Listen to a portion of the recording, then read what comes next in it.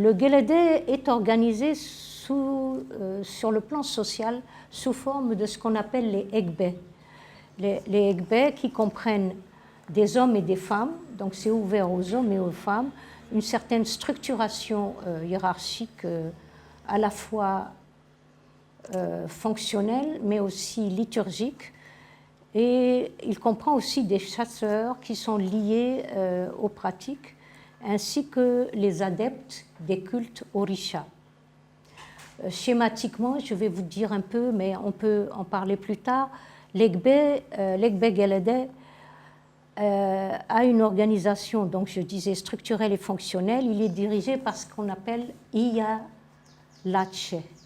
C'est la mère du pouvoir. Elle est responsable, c'est une femme. Elle est responsable du groupe et elle possède de grands savoirs occultes et liturgiques. À côté d'elle, on trouve Baba Lache.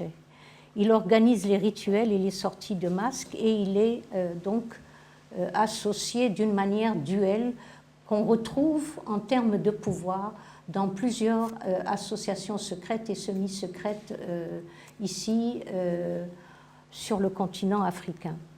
L'Egbé comprend évidemment beaucoup de personnes, il comprend entre autres les Babalao, puisque l'IFA, la consultation IFA est incontournable avant toute sortie de masque. Iyalache fait la consultation et elle ne donne l'autorisation de sortir le Guélédé qu'après les instructions du Fa.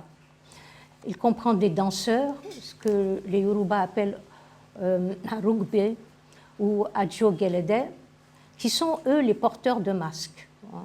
C'est des hommes uniquement qui dansent le Guélédé, mais ils le dansent pour demander la bénédiction, pour demander la compassion, pour demander les faveurs de celles qu'on appelle Iyanla.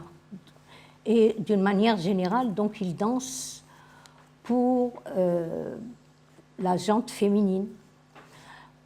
Il y a un masque principal, je vous le donne schématiquement, c'est ce qu'on appelle Oroefe.